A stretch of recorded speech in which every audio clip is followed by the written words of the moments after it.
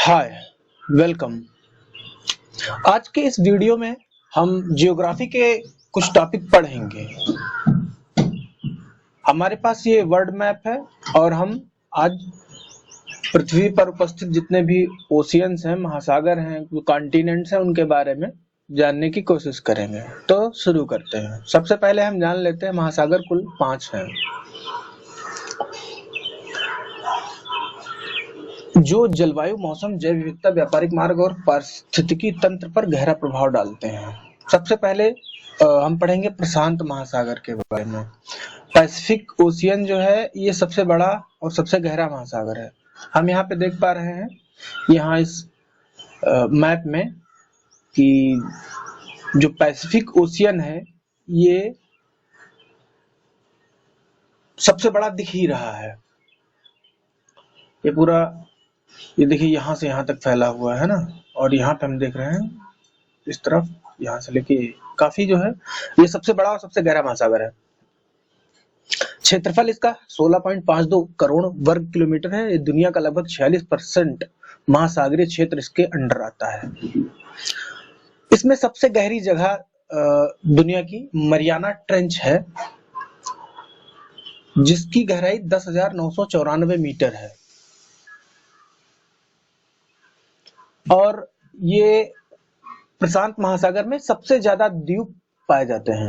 यानी कि अगर हम द्वीप की बात करें तो सबसे ज्यादा इसी प्रशांत महासागर में है। जहां पे कर्सर है मेरा, आप देख सकते हैं कि इस क्षेत्र में, इस एरिया में सबसे ज्यादा द्वीप है। फिर आगे हम देखते हैं अटलांटिक महासागर के बारे में।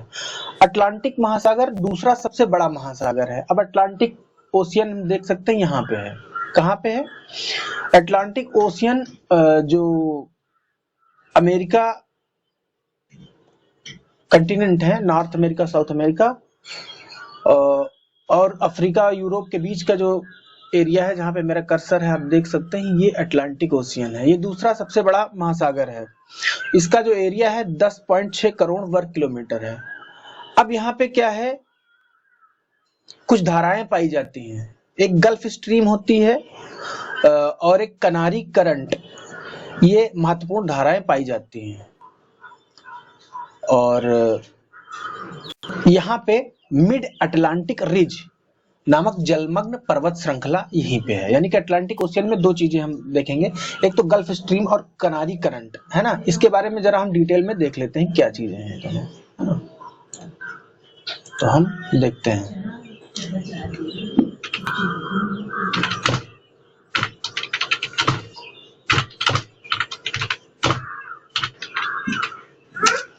अभी ये मतलब हम जान लेते हैं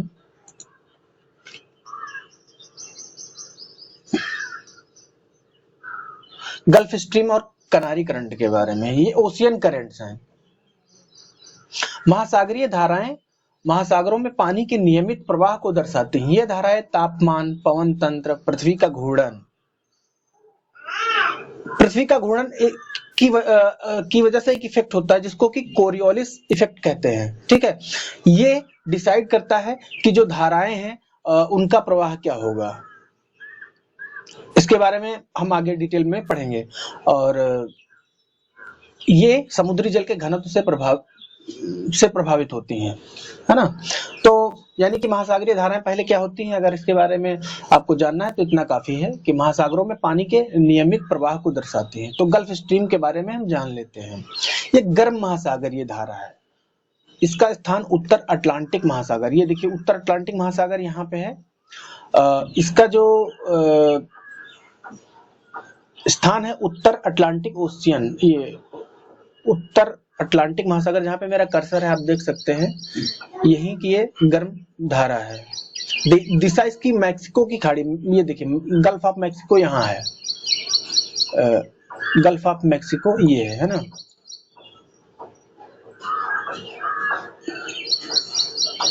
ये गल्फ ऑफ मैक्सिको जहां मेरा कर्सर है से उत्तर पूर्व की ओर अटलांटिक महासागर में। उत्तर पूर्व का मतलब हुआ ये हो गया नॉर्थ और ईस्ट, ये यानी कि ये यहाँ से ऐसे चलती है ना, ये ऐसे मेरे कर्सर के हिसाब से आप देखिए, यहाँ गल्फ ऑफ मैक्सिको से ऐसे चलेगी, इस प्रकार से उत्तर पूर्व की ओर चलती है।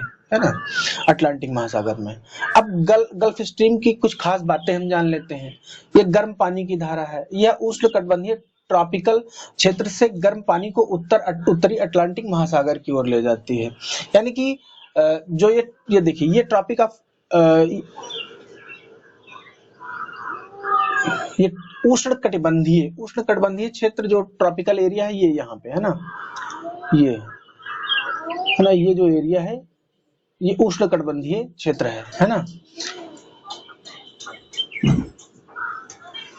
तो यहाँ पे देखिए, यहाँ पे क्या होता है कि जो सन रेज हैं वो काफी ज्यादा जो है, मतलब उनका प्रभाव अधिक रहता है यहाँ पे। इस वजह से यहाँ जो पानी रहता है वो गर्म हो जाता है ना। तो गर्म पानी की जो धारा यहाँ से उत्पन्न होती है उसको उत्तरी अटलांटिक महासागर की ओर ले जाते हैं, क्योंकि जो इक्वेटर से दूरी बढ़ती है तो पोल की तरफ, तो वहां पे ठंड बढ़ती है, तो इस वजह से जो करंट्स हैं वो उस ओर जाती हैं। आगे देखते हैं, यूरोप की जलवायु पर असर। यह यूरोप के पश्चिमी तटों को अपेक्षाकृत गर्म बनाए रखती है। जो हम यहाँ पे देखते हैं, ये यूरोप का जो पश्चिम तट है, जो मेरा कर्सर है ये आपको दिख रहा होगा, ये जो एरिया है इसको एक गर्म बनाए रखने में मदद करती है। फिर आगे देखते हैं, अमेरिका के मौसम पर प्रभाव। यह अमेरिका के पूर्वी तट के मौसम को नियंत्रित करती है। जो अमेरिका का पूर्वी तट है, अमेरिका का पूर्वी तट यहाँ पे है ना, उसके मौसम को नियंत्रित करती है और वहां अधिक नमी पहुंचाती है ना। अब यहाँ पे ह्यूमिडिटी को कैसे पहुंचाती होगी भाई, मतलब जो यहाँ पे जो सनराइज का इफेक्ट है वो बहुत ज्यादा पड़ता होगा, तो यहाँ पे जो वाटर वेपर्स हैं वो जो ये पूर्वी तट है उस पर प्रभाव न डालते हैं। फिर आगे देखते हैं, शक्ति और गति।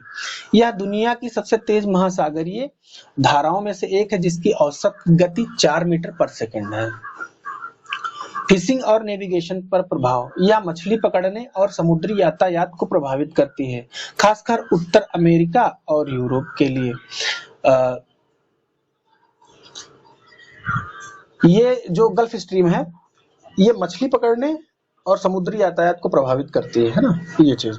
अब मछली पकड़ने के लिए इसके बारे में डिटेल में पढ़ेंगे, क्यों मछली पकड़ने के लिए क्या है ऐसा कि मतलब जो करंट्स होती हैं वो दो, जो मतलब एक जो हॉट और एक कोल्ड करंट्स होती हैं वो आपस में मिलती हैं, तो उसके बारे में हम आगे पढ़ेंगे, ठीक है। वहां पे मछली वगैरह जो है उनके लिए बहुत ही अनुकूल हैबिटेट बन जाता है इनकी वजह से, है ना। तो इस वजह से वहां पे मछलियां जो फिशर्स हैं उनके लिए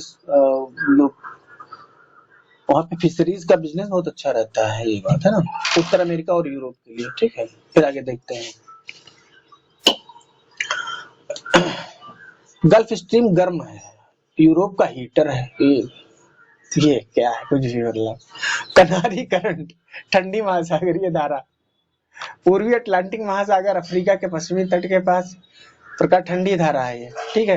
ये यहाँ पे पूर्वी अटलांटिक महासागर हम देख लेते हैं, तो अटलांटिक महासागर ये है, ठीक है। अब जैसे ये नॉर्थ हो गया, है साउथ हो गया, ईस्ट, है ना। तो यहाँ पे ये अफ्रीका का जो पश्चिमी तट है, यहाँ पे हम जहाँ पे मेरा कर्सर आप देख सकते हैं ना, ये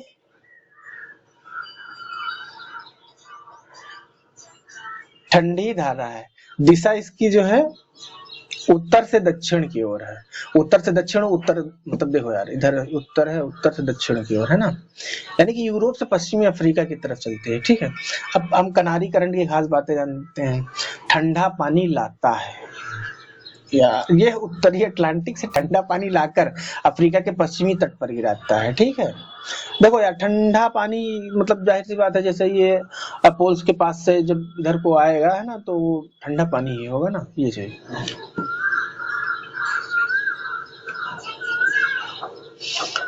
अब ये देखते हैं, सहारा मरुस्थल पर प्रभाव। यह अफ्रीका के पश्चिमी हिस्से मोरक्को सहारा रेगिस्तान में वर्षा को कम करता है और यहाँ शुष्क जलवायु को बनाता है। यानी कि जो ये वाला एरिया है, यहाँ पे जहाँ मेरा कर्सर है आप देख सकते हैं, ये कनारी करंट की वजह से यहाँ पे जो वर्षा है वो कम होती है।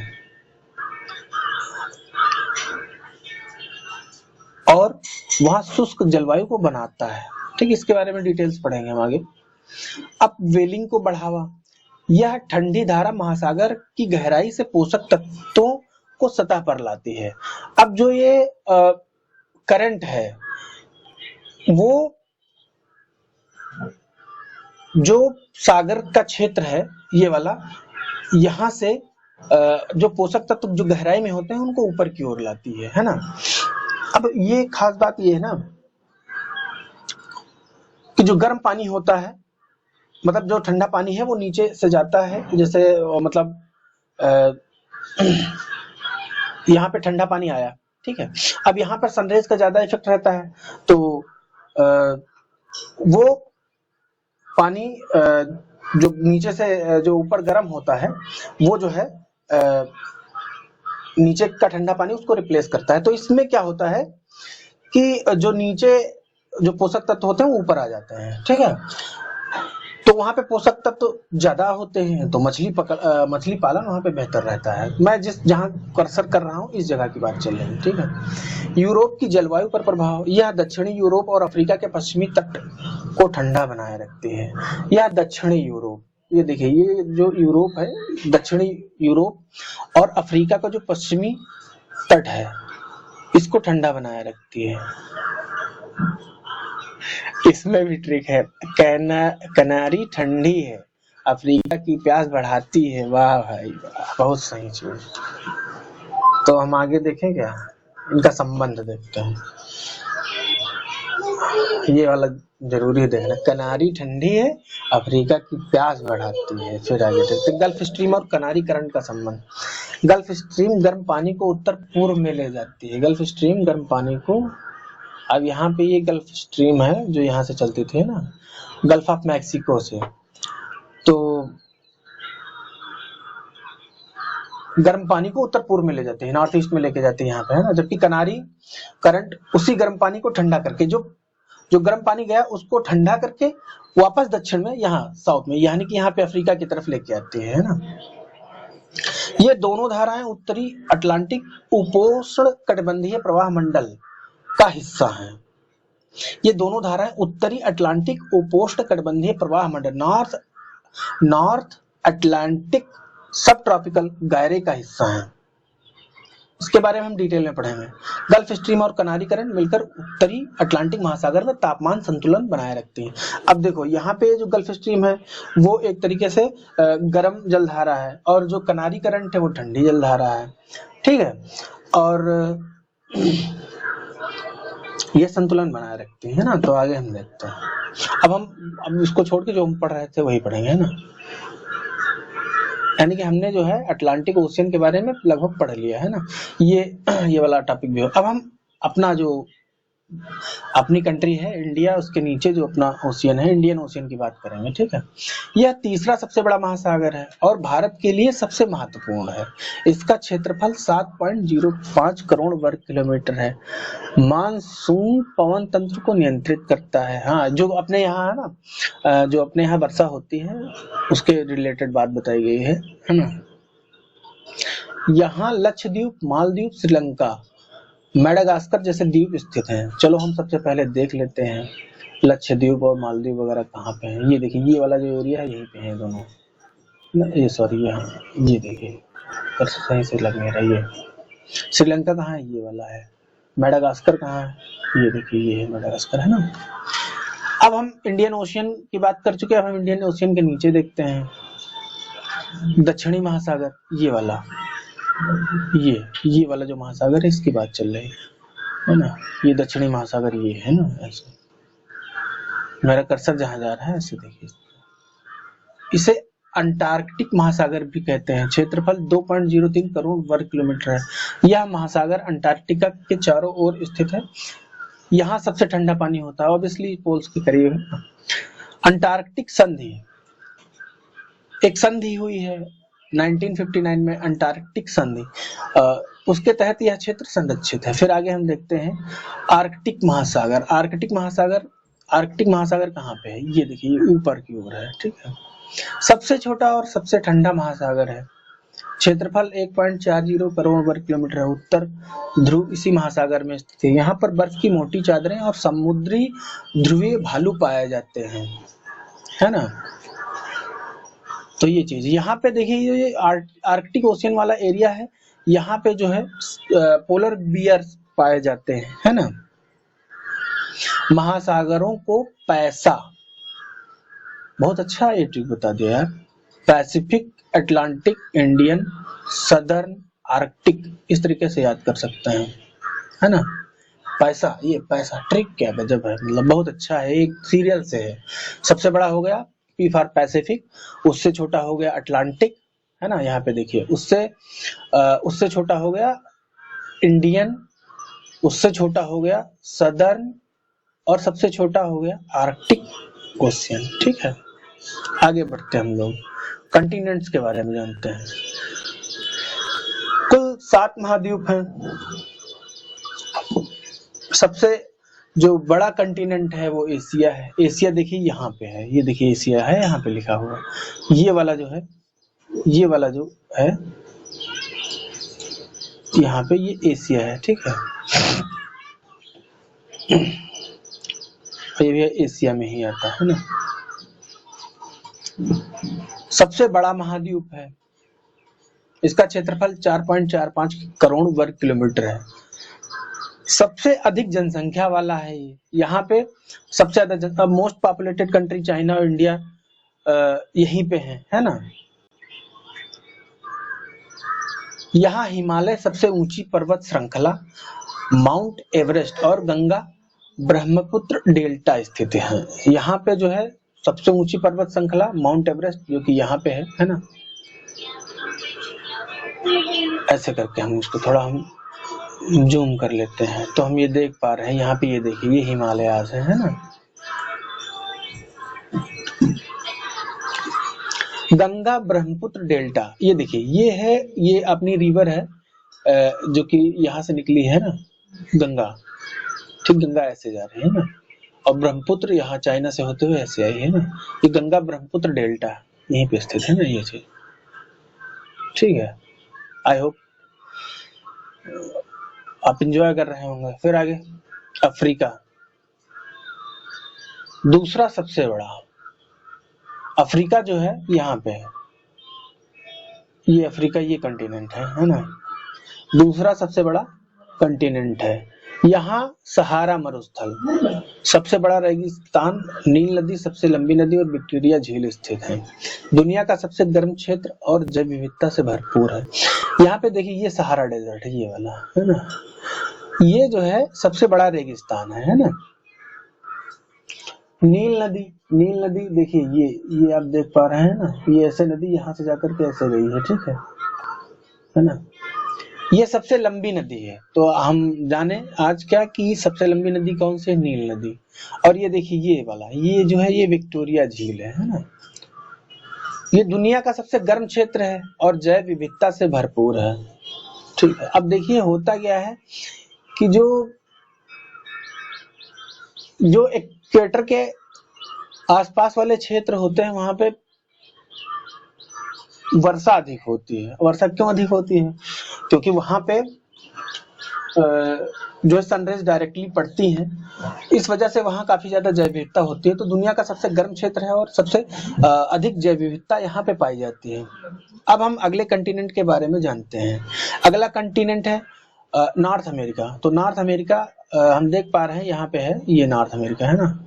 इसको थोड़ा हम ऐसे जूम करते हैं, है ना, और कोशिश करते हैं इसको थोड़ा मैं ऐसे, हाँ ठीक, ये नॉर्थ अमेरिका। यहाँ रॉकी पर्वत, ये रॉकी माउंटेन देख रहे हो आप, है ना, मैं जहाँ पे अपना कर्सर कर रहा हूँ, ये रॉकी पर्वत है ना। ग्रेट लेक्स, ये है ग्रेट लेक्स, है ना। मिसिसिपी नदी, ये मिसिसिपी नदी, आई होप ये वाली होगी। चलो हम दोबारा भी देख लेंगे, है ना, कहीं। विश्व की सबसे बड़ी अर्थव्यवस्था यूएसए, यूनाइटेड स्टेट्स यहाँ पे लिखा हुआ है ना, तो ये इसी महाद्वीप पे है। फिर आगे हम देखते हैं दक्षिण अमेरिका के बारे में। ये है साउथ अमेरिका। यहाँ एंडीज पर्वत, ये देखिए ये है आपके एंडीज पर्वत है ना, अमेजन वर्षावन, ये अमेजन वर्षावन है, ठीक है। ये सबसे बड़ा जंगल है, अमेजन नदी भी यहीं से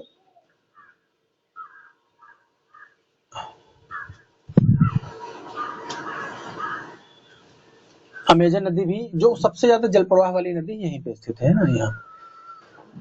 यहाँ का एंजल फॉल्स सबसे ऊंचा जलप्रपात है। फिर आगे हम देखते हैं अंटार्कटिका, ये अंटार्कटिका है ना, इसका क्षेत्रफल 1.40 करोड़ वर्ग किलोमीटर, दुनिया का सबसे ठंडा, शुष्क और बर्फ से ढका हुआ महाद्वीप है। यहाँ कोई स्थायी मानव आबादी नहीं है, केवल वैज्ञानिक शोध केंद्र है। यहाँ कोई स्थायी मानव आबादी नहीं है, केवल वैज्ञानिक शोध केंद्र है ना। फिर हम आगे बढ़ते हैं, जानते हैं यूरोप के बारे में। क्या यूरोप, ये है यूरोप है ना,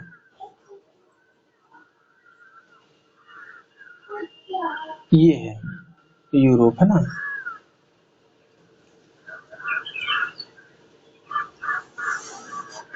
ये राजनीतिक रूप से प्रभावशाली महाद्वीप है। यूरोपीय संघ, टेम्स नदी, आल्प्स पर्वत यहाँ पे है ना।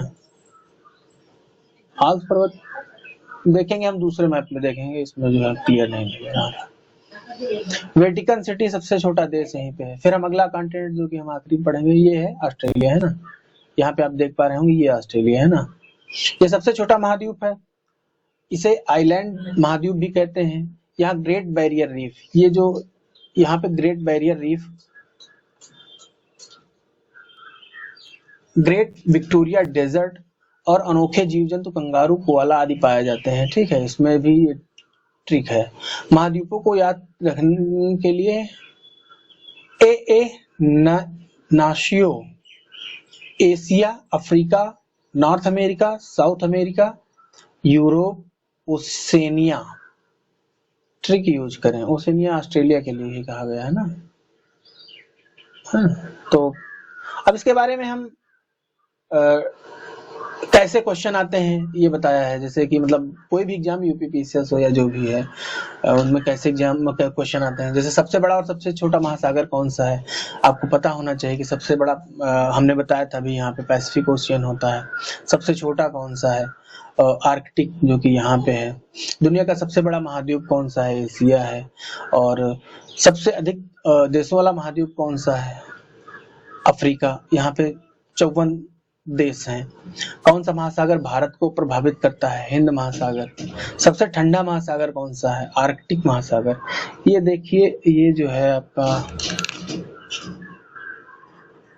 आर्कटिक ओशियन यहाँ पे है, ये सबसे ठंडा महासागर है। किस महाद्वीप में कोई देश नहीं है, अंटार्कटिका में कोई देश नहीं है ना। फिर आगे देखें, अब इसमें बता रहा है कि मैप भाई ये बहुत सही, मतलब ठीक मैप देखकर लोकेशन क्लियर करो है ना। तो और ये इनको जो है मतलब देखिए चैट जीपीटी से हम ऐसे ही पढ़ सकते हैं है ना। उसको जो प्रॉम्प्ट है वो सही दो तो वो चीजें ठीक ठाक जो है क्या नाम है बताता है। तो आई होप आपको ये वीडियो कुछ ठीक लगा होगा। मिलते हैं अगले नेक्स्ट टॉपिक को लेकर। Thank you.